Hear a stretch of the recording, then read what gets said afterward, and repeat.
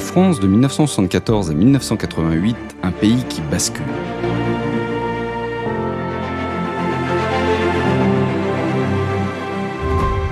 Bonjour à tous. On est place de la Bastille, le soir du 10 mai 1981. Il est un peu plus de 20 heures. Le visage de François Mitterrand vient d'apparaître à la télévision et en quelques minutes, des dizaines de milliers de personnes déferlent sur la place. On pleure, on chante, on danse sous la pluie. 23 ans que la droite tenait le pouvoir, 23 ans. Et pour les militants et sympathisants de gauche, ce soir-là est historique. Beaucoup de Français, à tort ou à raison, pensent qu'ils vivent un 1789 miniature, la fin d'un monde et le début d'un autre. Mais pour bien comprendre ce moment, il faut revenir 7 ans en arrière. Parce que la France qui bascule en 1981 n'est déjà plus la même qu'en 1974. Elle a changé politiquement, socialement, culturellement, et elle va continuer de changer à toute vitesse pendant les 7 années suivantes. En 1974 et 1988, en à peine 14 ans, la France légalise l'avortement, abolit la peine de mort, passe à gauche pour la première fois, invente la cohabitation, libère les ondes, découvre le sida, invente la fête de la musique et voit monter pour la première fois aussi un parti d'extrême droite à l'Assemblée. Alors comment une seule génération a-t-elle pu vivre autant de bouleversements ? Comment la France est-elle passée en 14 ans de la modernisation tranquille au tournant de la rigueur ? Et pourquoi cette période continue aujourd'hui encore de hanter notre débat public ? Découvrons ensemble ces 14 années qui ont largement façonné la France contemporaine. Nous sommes en avril 1974. Le président Georges Pompidou vient de mourir brutalement, à 62 ans, emporté par une maladie qu'il avait cachée jusqu'au bout aux Français. L'élection présidentielle est précipitée. Et celui qui l'emporte, de justesse, au second tour face à François Mitterrand, c'est un homme de 48 ans. Valéry Giscard d'Estaing. 48 ans, c'est le plus jeune président de la Ve République. Et surtout, c'est le premier président non gaulliste depuis 1958. Une page se tourne donc. Et d'ailleurs, Giscard veut incarner la modernité. Tout dans sa communication va dans ce sens. Il descend les Champs-Élysées à pied le jour de son investiture, il fait des photos officielles en pullover, il se fait filmer en train de jouer de l'accordéon, oui, l'accordéon. Il invite des éboueurs à prendre le petit déjeuner à l'Élysée. Alors aujourd'hui, ça nous paraît anecdotique, mais à l'époque, c'est une petite révolution symbolique. Et Giscard ne se contente pas d'images. Il est bien conscient que la France sort de mai 68, que la société a changé, que la jeunesse réclame autre chose. Alors il engage une série de réformes sociétales qui marquent vraiment la période. D'abord, en 1974, il abaisse la majorité de 21 à 18 ans. Du jour au lendemain, plusieurs millions de jeunes deviennent citoyens à part entière. Pouvoir voter, conduire une voiture, signer un contrat, se marier sans l'accord de ses parents, 3 ans plus tôt, c'est énorme. Ensuite, en 1975, 2 lois qui vont changer la vie de millions de Français et surtout des Françaises. La première, c'est la loi sur le divorce par consentement mutuel. Avant, pour divorcer, il fallait trouver une faute. L'adultère, la violence, l'abandon du domicile. Ce qui transformait les séparations en procès humiliants. Désormais, 2 adultes peuvent décider ensemble de se séparer sans accuser l'autre. C'est une petite phrase juridique, mais derrière, c'est une toute autre conception du mariage, du couple et de la liberté individuelle. Et puis en 1975, la grande loi, celle qui reste encore aujourd'hui un symbole, la loi Veil, du 17 janvier 1975, qui dépénalise l'interruption volontaire de grossesse. Aucune femme ne recourt de gaieté de cœur à l'avortement. Il suffit d'écouter les femmes. C'est toujours un drame. Pour comprendre l'intensité du moment, il faut imaginer la scène. Simone Veil, ministre de la Santé, rescapée d'Auschwitz, prend la parole devant une assemblée nationale composée à 98% d'hommes. Pendant les débats, on lui lance des injures. On compare l'avortement à la barbarie nazie, à elle, qui a survécu au camp. Et pourtant, elle tient bon. Et la loi passe, surtout grâce aux voix de la gauche, puisqu'une partie de la majorité de Giscard, sa propre majorité, vote contre. Avant 1975, des femmes mouraient d'avortements clandestins. On parle de milliers de cas chaque année. Après 1975 et cette loi historique, l'IVG est encadrée et médicalisée. Giscard lance donc une France plus libérale, plus moderne. En parallèle, il crée un secrétariat d'État à la condition féminine, confié à la journaliste Françoise Giroud. Là encore, c'est une première. Juste en rappel, mais De Gaulle, à qui on l'avait proposé la même idée en 1967, avait répondu, je cite, « Et pourquoi pas un secrétariat au tricot ?» C'est dire à quel point le secrétariat de Françoise Giroud est une révolution. Mais pendant que Giscard réforme la société, l'économie, elle, s'effondre. En France, on n'a pas de pétrole, mais on a des idées. Les 30 Glorieuses, cette période de croissance exceptionnelle d'après-guerre, sont en train de se terminer. Le premier choc pétrolier de 1973 a multiplié par 4 le prix du baril de pétrole. Le deuxième, en 1979, va enfoncer le clou. Résultat, le chômage, qui concernait 400 000 personnes en 1974, grimpe à 1,5 million à la fin du mandat de Giscard. L'inflation dépasse les 10% par an. Oui, 10%. Imaginez vos prix qui augmentent d'un dixième chaque année. Face à tout cela, Giscard nomme en 1976 Premier ministre un professeur d'économie, Raymond Barre. Et celui-ci lance un plan d'austérité, le fameux plan Barre.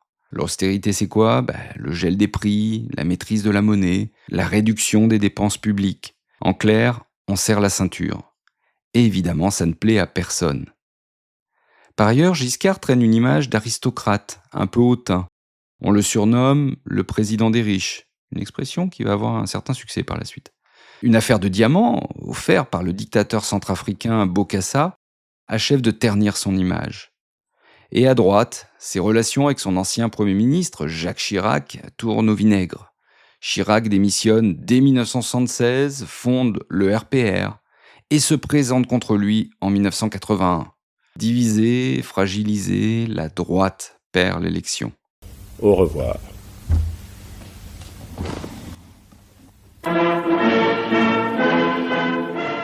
Et c'est là qu'on revient au début de notre épisode. 10 mai 1981 donc. 5, 4, 3, 2, 1. François Mitterrand est élu président de la République. François Mitterrand est élu. 51,76% contre 48,24% pour Giscard. L'alternance est actée. Petit point de vocabulaire. L'alternance, c'est simplement le passage du pouvoir d'un camp politique à l'autre, de la droite à la gauche ou l'inverse.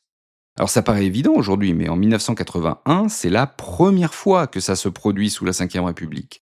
Beaucoup se demandent même si les institutions, qui ont été taillées sur mesure pour De Gaulle, pourraient supporter le choc. Mitterrand lui-même les avait qualifiés de « coup d'État permanent » dans un livre de 1964. Et pourtant, 17 ans plus tard, il s'installe à l'Élysée. C'est un peu l'ironie de l'histoire. Et Mitterrand ne vient pas seul. Pour la première fois depuis 1947, le Parti communiste revient aussi au gouvernement, avec 4 ministres. Le programme commun, Parti socialiste, Parti communiste, s'appelle « Changer la vie », rien que ça. Et effectivement, quelques mois, les mesures pleuvent. 5e semaine de congés payés, passage de la semaine de travail à 39 heures, retraite à 60 ans, augmentation du SMIC, c'est-à-dire le salaire minimum, du minimum vieillesse, des allocations familiales, nationalisation de 5 grands groupes industriels et de la plupart des banques, ça signifie que l'État en prend le contrôle, création de l'impôt sur les grandes fortunes. On peut ajouter aussi les lois Defferre de 1982, du nom de Gaston Defferre, le maire de Marseille. Les lois Defferre, c'est la décentralisation. Autrement dit, l'État transfère une partie de ses compétences aux régions, aux départements, aux communes. C'est la fin du préfet tout-puissant et c'est l'élection des conseils régionaux au suffrage universel. Une révolution administrative silencieuse mais profonde. Par exemple, les collèges passent sous le contrôle des départements, les lycées aux mains des régions. Et puis, il y a cette autre grande loi, celle qu'on retient peut-être encore plus que les autres.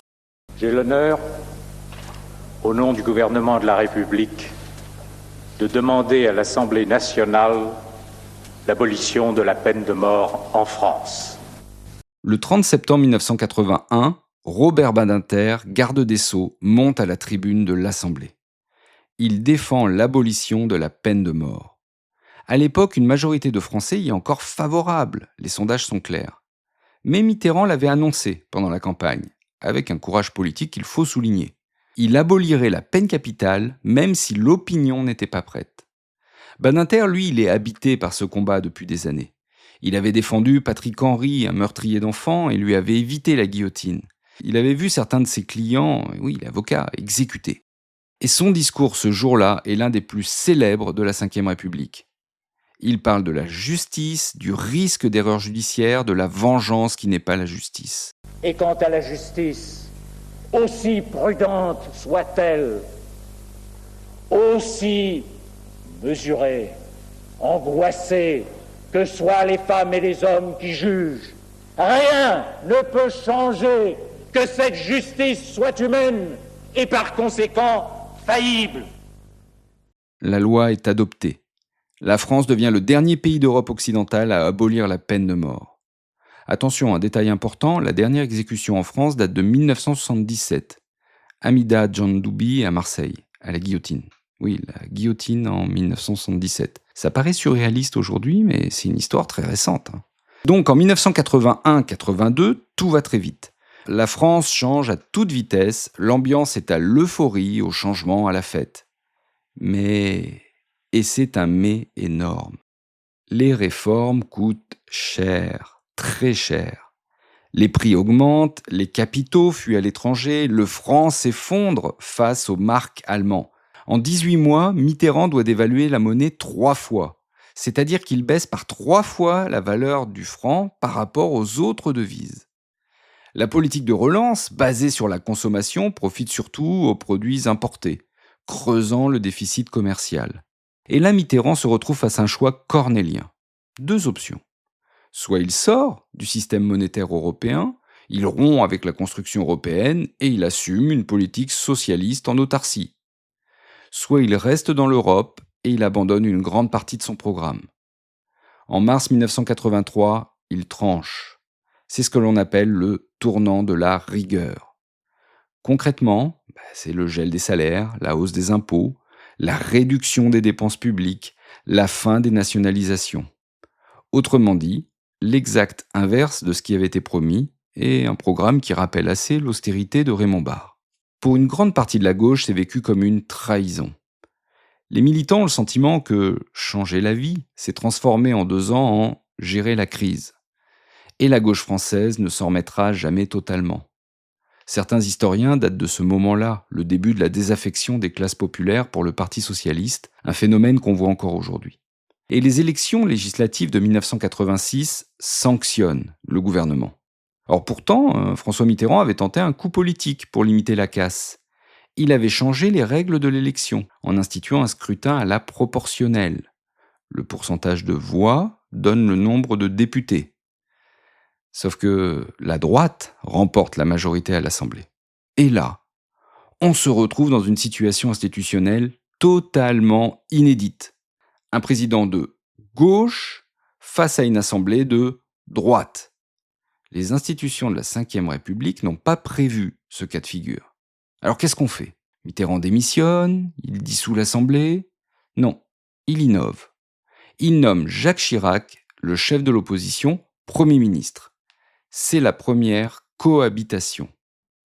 En clair, la cohabitation, c'est quand le président et le Premier ministre viennent de camps opposés.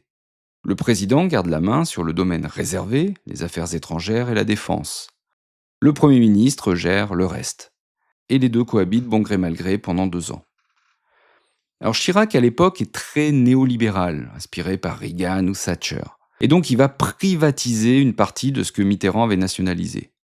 Et les 2 hommes s'affrontent à fleur et moucheté, notamment lors du fameux débat télévisé de 1988, où Mitterrand, d'un ton glacial, rappelle à Chirac, qui tente de se mettre à égalité avec lui, comme 2 candidats à la même élection présidentielle.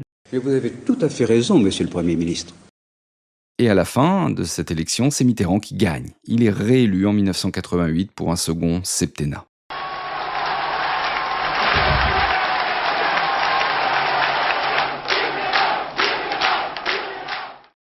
Mais si on s'arrêtait là, on raterait l'essentiel. Parce que le vrai tournant de ces 14 années, il n'est pas seulement politique, il est social, il est culturel, il est intime. Parlons d'abord des femmes. On a vu la loi Veil, on a vu le divorce par consentement mutuel, mais il faut ajouter d'autres jalons. En 1981, Mitterrand crée un ministère des droits de la femme, confié à Yvette Roudy. En 1982, l'IVG est remboursée par la Sécurité sociale. En 1983, une loi sur l'égalité professionnelle impose aux entreprises de produire des rapports sur l'égalité salariale, qui devient un objectif à atteindre. Mais soyons honnêtes, les inégalités restent immenses, les écarts de salaire persistent. Les femmes sont ultra minoritaires en politique. En 1988, à peine 6% des députés sont des femmes. Les violences conjugales, elles aussi, sont largement minimisées, considérées comme une affaire privée. Il faudra attendre bien plus tard pour que ces sujets sortent vraiment de l'ombre. Autre grande mutation, l'immigration, et tout ce qu'elle charrie comme débat. En 1974, dès son arrivée au pouvoir, Giscard suspend l'immigration de travail. Oui, c'est la crise, le chômage, on n'a plus besoin de main-d'œuvre étrangère. Ça, c'est le raisonnement. Mais en parallèle, il autorise le regroupement familial, c'est-à-dire l'arrivée en France des familles, des travailleurs qui sont présents. Là, quelque chose change fondamentalement. Avant, l'immigré, c'était très souvent un homme seul, venu travailler, qui rentrait au pays après quelques années. À partir de 1976, il s'installe avec sa femme et ses enfants. Il devient un résident durable. Et surtout, ses enfants, eux, sont français ou le deviendront. Ils vont à l'école de la République. Et c'est cette génération, celle des enfants d'immigrés, nés ou élevés en France, qui va se faire entendre dans les années 1980. En octobre 1983, une trentaine de jeunes partent à pied de Marseille. Ils marchent vers Paris. Beaucoup sont des enfants d'ouvriers maghrébins. Ils protestent contre les violences racistes. Plusieurs jeunes ont été tués en banlieue dans les mois précédents. Et ils réclament l'égalité des droits. Quand ils arrivent à Paris, le 3 décembre, ils sont 100 000. C'est la marche pour l'égalité contre le racisme. Les médias vont la renommer la marche des beurs. Alors c'est un mot de verlan. Le verlan, c'est un argot parlé par les jeunes qui consiste à inverser les sons et les syllabes pour créer de nouveaux mots.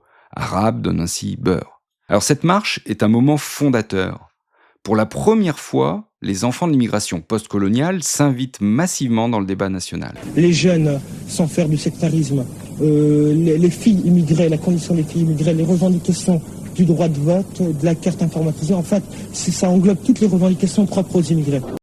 Dans la foulée, en 1984, naît SOS Racisme, avec son slogan célèbre « Touche pas à mon pote ». L'association, qui est soutenue par le pouvoir socialiste, va marquer durablement l'imaginaire antiraciste des années 80. Mais en face, un autre phénomène est tout aussi marquant. Un petit parti fondé en 1972 par un ancien parachutiste, Jean-Marie Le Pen, autour d'une constellation de militants issus de l'extrême droite, dont certains étaient d'anciens Waffen-SS ou d'anciens de l'OAS, les terroristes ultras de l'Algérie française. Ce parti, le Front National, végète pendant 10 ans autour de 1% des voix. Et puis, en 1983, il remporte une élection municipale à Dreux. En 1984, il obtient 11% aux élections européennes. En 1986, grâce au scrutin proportionnel voulu par Mitterrand, le Front National, FN, obtient 35 députés à l'Assemblée. 35 députés d'extrême droite au Palais Bourbon, c'est une rupture majeure. Et le thème de l'immigration, exploité de manière anxiogène, s'installe durablement dans le débat politique français. On voit bien aujourd'hui encore jusqu'où ça résonne. Et puis il y a une autre épreuve, plus silencieuse, plus douloureuse, le sida. Au début des années 1980, les médecins constatent aux États-Unis d'abord, puis en France, l'apparition d'une maladie étrange. Elle frappe surtout, du moins c'est ce qu'on croit au début, les homosexuels, les toxicomanes, les hémophiles. On l'appelle d'abord le cancer gay, un terme qu'on n'emploierait plus aujourd'hui, mais qui dit beaucoup de la stigmatisation de l'époque. Le sida en réalité ne connaît pas de frontières, ni sexuelles ni sociales. En 1983, l'Institut Pasteur, l'équipe de Luc Montagnier et de Françoise Barré-Sinoussi identifie le virus. Cela leur vaut bien plus tard un prix Nobel de médecine. Mais la réponse politique et sociale est lente, très lente. Il y a le tabou autour de la sexualité, il y a la peur des malades, il y a le manque de moyens pour la recherche. Et les campagnes de prévention tardent. Pendant ce temps, des milliers de personnes meurent, des artistes, des soignants, des militants, des anonymes. Et donc ce sont les associations qui prennent le relais. AIDS, fondée en 1984 par Daniel Defer, après la mort de son compagnon, le philosophe Michel Foucault. Puis ACT UP, plus tard en 1989, avec ses actions coup de poing. Ces associations informent, accompagnent les malades, font pression sur les gouvernements. Et le sida oblige la société française à parler publiquement de sexualité, à distribuer des préservatifs, à repenser la pudeur officielle. C'est une rupture civilisationnelle silencieuse mais profonde. Et puis, il y a quelques années plus tard encore le scandale du sang contaminé, qui révèle la responsabilité de l'État dans la contamination d'hémophiles transfusés. Alors si on veut continuer à aimer, n'oublions pas le nouveau geste amoureux, le préservatif. Il ne passera pas par nous. Parlons maintenant de quelque chose de plus léger, parce que ces années-là, c'est aussi, et peut-être surtout, une explosion culturelle. Commençons par la radio et la télévision. Sous Giscard, la télévision, c'est l'État, point final. 3 chaînes publiques, TF1, Antenne 2, FR3. Les présentateurs du journal sont nommés par le pouvoir, c'est un héritage du général de Gaulle. Les radios privées sont interdites d'antenne. Il existe des radios pirates qui émettent illégalement et qui se font régulièrement saisir leur matériel par la police. Et des radios qui choisissent de diffuser depuis les frontières proches. Europe 1 à Bruxelles, son nom, RMC à Monte-Carlo, là aussi comme son nom l'indique, ou encore RTL, L comme Luxembourg. Vous imaginez une France, en clair, sans énergie, sans Fun Radio, sans Skyrock, sans M6, sans Canal+.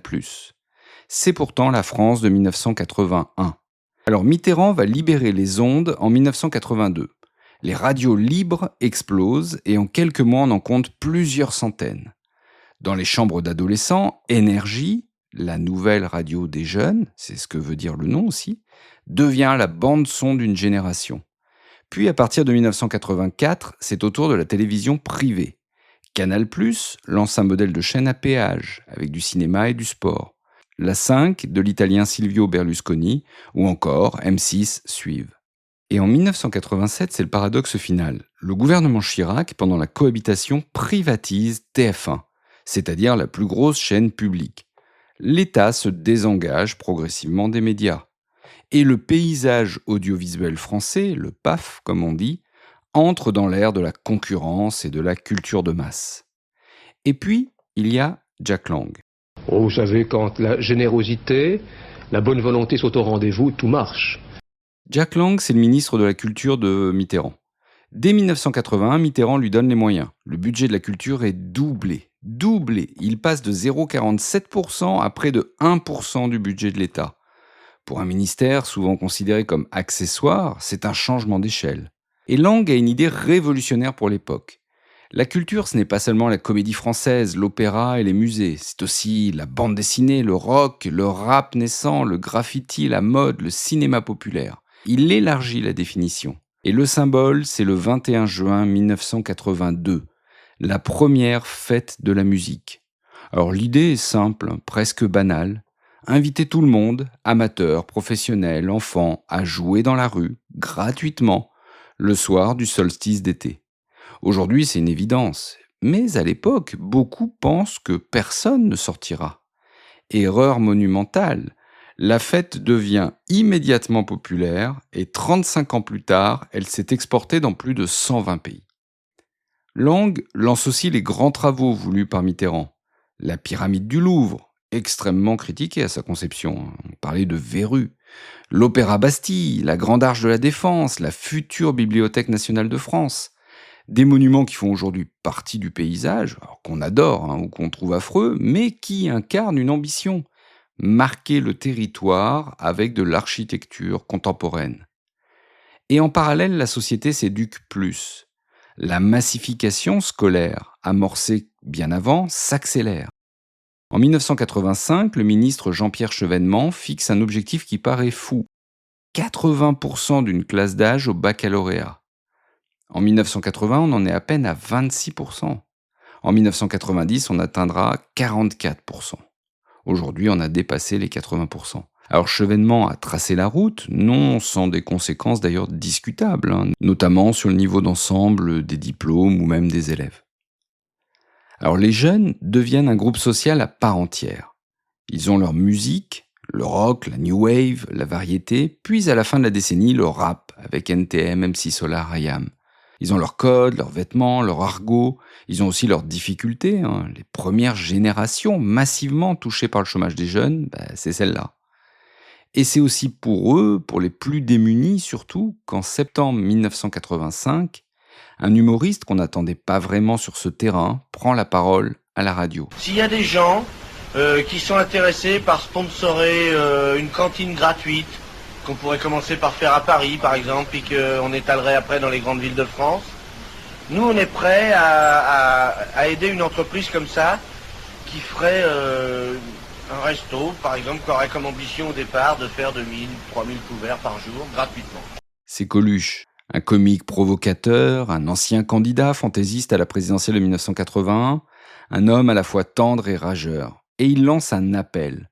Pourquoi ne pas créer une cantine gratuite pour les gens qui n'ont rien à manger le temps d'un hiver ?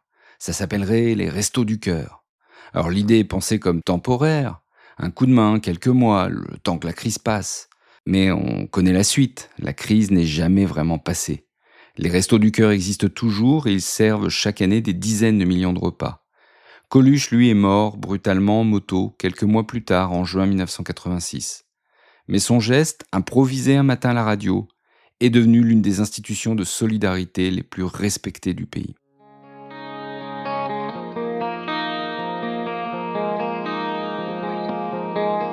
Alors, que reste-t-il de ces 14 années quand on prend un peu de hauteur ? L'historien Jean-François Sirinelli parle pour cette période d'un « moment 80 ». Un basculement où la France quitte définitivement le monde d'après-guerre, celui des 30 glorieuses, de l'État régulateur, de la culture élitiste, pour entrer dans celui que nous connaissons. Une France libéralisée dans les mœurs, plus diverse, plus traversée par les médias, mais aussi plus inégalitaire, plus fragmentée, plus inquiète. Sur le plan politique, la Ve République sort renforcée. L'alternance de 1981 prouve qu'elle peut changer de camp sans s'effondrer. La cohabitation de 1986 montre qu'elle peut même supporter la contradiction. Les institutions gaulliennes se révèlent finalement très souples. Sur le plan social, ces années voient à la fois des avancées spectaculaires, les droits des femmes, l'abolition de la peine de mort, la reconnaissance des cultures populaires, mais aussi l'émergence de tensions nouvelles, le chômage de masse, la question de l'intégration, la montée de l'extrême droite, l'épreuve du sida, tous ces thèmes qui, 40 ans plus tard, continuent largement de structurer notre débat public. Et peut-être, finalement, ce qu'il faut retenir, c'est ceci. En 14 ans, la France a cessé d'être une nation homogène, qui parlait à une seule voix, pour devenir une société plurielle, traversée de contradictions. Plus libre, plus bruyante, plus conflictuelle aussi. Bref, la France dans laquelle nous vivons encore aujourd'hui. Merci d'avoir écouté cet épisode. Si ces 14 années vous ont autant passionné qu'elles me passionnent, faites entendre votre voix. Une note, un commentaire, et c'est un énorme coup de pouce pour le podcast. Abonnez-vous aussi, c'est gratuit, vous serez certain de manquer aucun nouvel épisode. Et on se retrouve très bientôt pour une nouvelle page d'histoire.